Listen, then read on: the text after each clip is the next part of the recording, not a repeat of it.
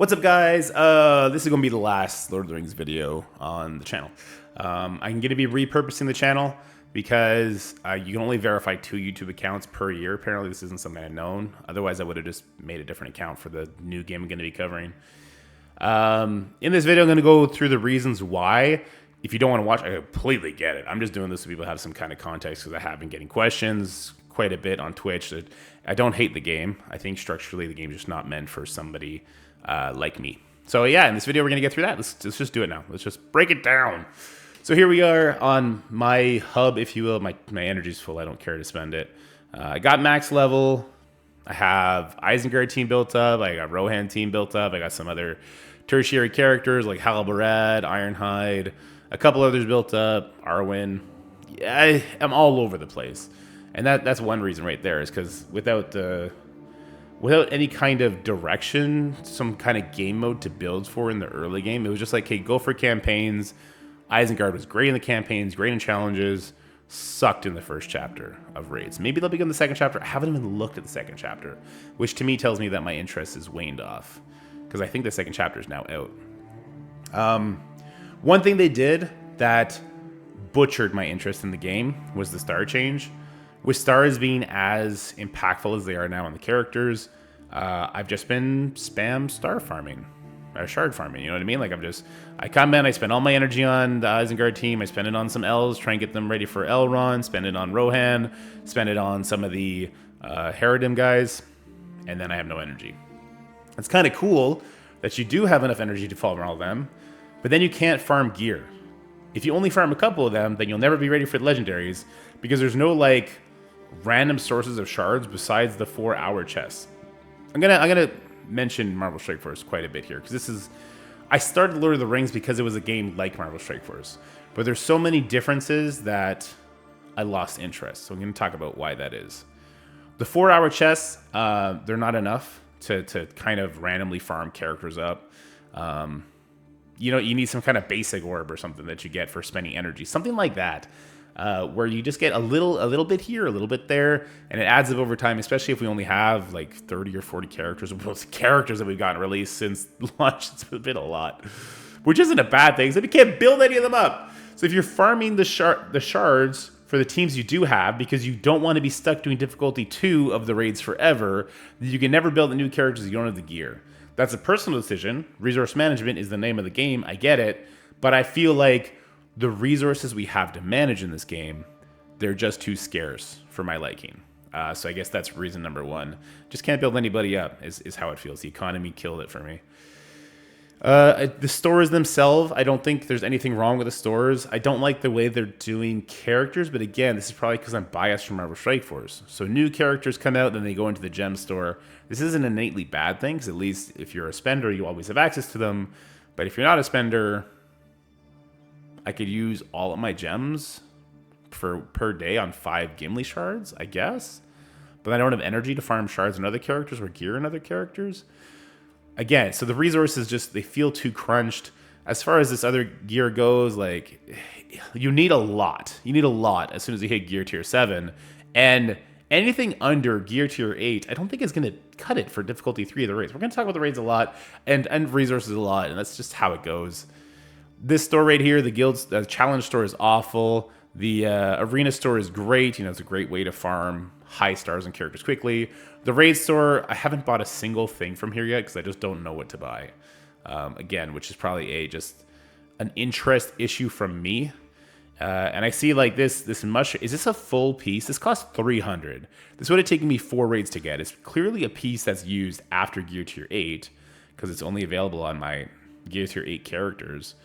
And then, like, these pieces, 12 of them for 120, we're not getting enough from the raids, but that's because we've only been doing 1 chapter of the raids. So we're probably going to be getting a bunch more. I'm not going to be around to experience it, though. So maybe this is just I'm jumping off the boat too soon thing. I don't know. Then there's you have a 7-star character. These are the surplus kind of thing. I think this story is great. If you're a spender, you don't get penalized for having characters at 7 stars because they pushed us super hard to need to get our characters 7 stars. I'm hampering on too much. The stores are fine. The actual money store itself, I take no issue with this. I think this is actually really good pricing. $30 for 80 shards. In Marvel Strike Force, this costs double, pretty much. To get 100 shards, it's like $70, $70 Canadian. So the prices here are great, but you just can't build them up with the resource like we were just talking about. And there's no random place to get them later. The limited time offers, I think these are fine too. I did not see this offer. So this is in line with what Marvel Strike Force is. Except there's 5 more things in there. Okay, you get a lot of gear for it. That is not a lot of gold. The offers are they're just fine. It is what it is. It's a mobile game. This is what the prices are. I'm not surprised by that. The campaigns were fun while they lasted, but when they were done, they were done. Same with the challenges. And that, I guess, is one of the bigger issues I take with the game is when the game started, I could have made a video every single day. I didn't because at that time in my life, things were just so busy. I had my other job. Now I'm a full-time creator. So if I can go back, I probably would have made videos and then maybe I'd be more interested in the game. Maybe not. It's hard to tell. But like I'd be in my bed, you know, just woke up, challenges are up. Oh, let me do this challenge. Beat the challenge. Sweet. Now I can make a guide. Oh, crap. You can't replay them. Like, if you could replay them, then we'd be able to go in there and test other teams on there. And I think that'd be really cool. Test characters that we build up infinitely, right? And I think that'd be really cool, but we can't.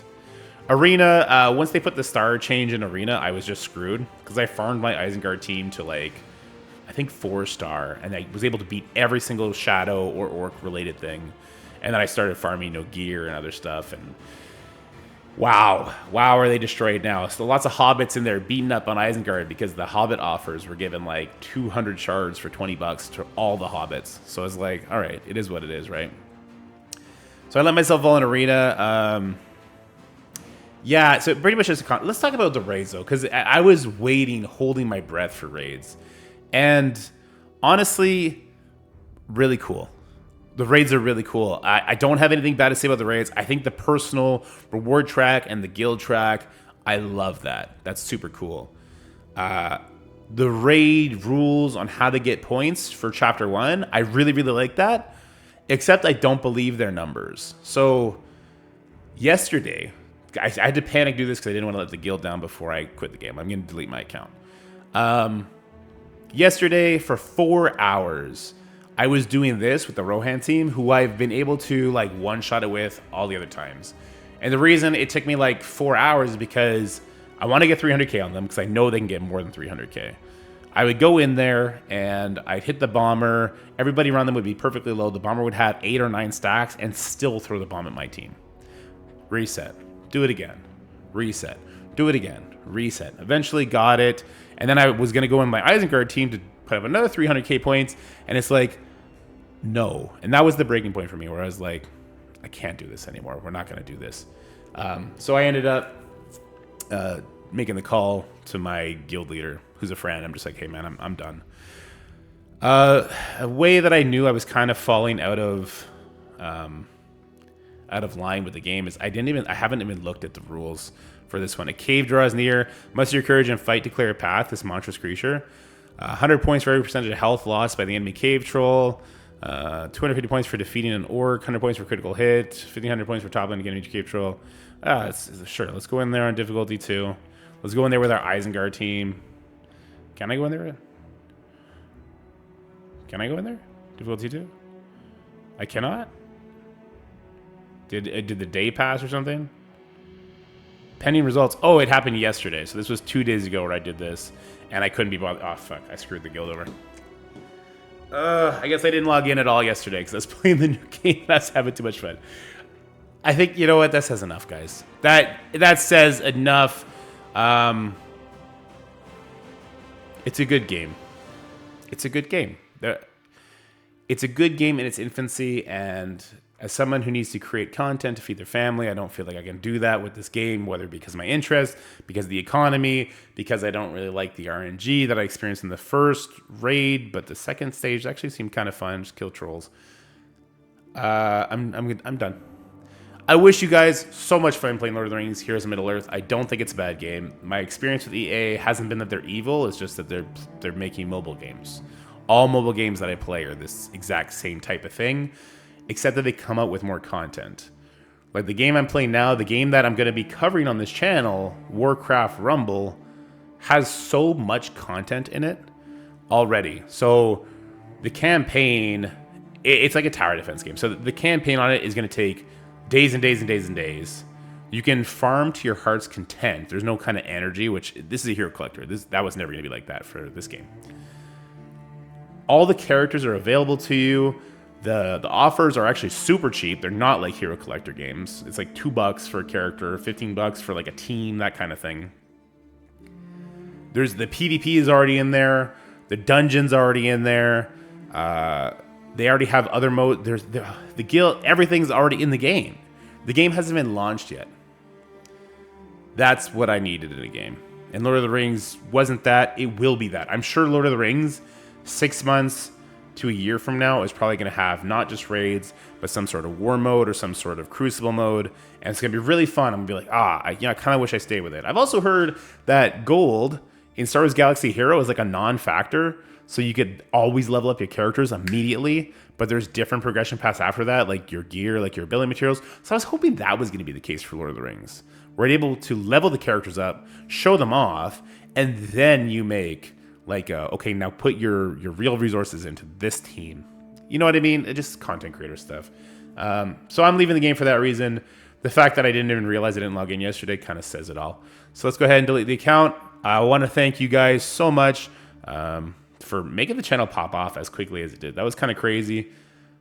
I know a lot of you still watch on Twitch and everything like that. I don't know what to say. Thank you for the support. I'm sorry it didn't work out. If you care that I'm quitting, if you don't care, of course you don't care. There's great content creators like, I think Tana is still doing his thing. So follow Tana. He's a great guy. But that's it for Lord of the Rings. Your account has been deleted. Please restart the game if you'd like to create a new account. That's it. Have a good day, guys.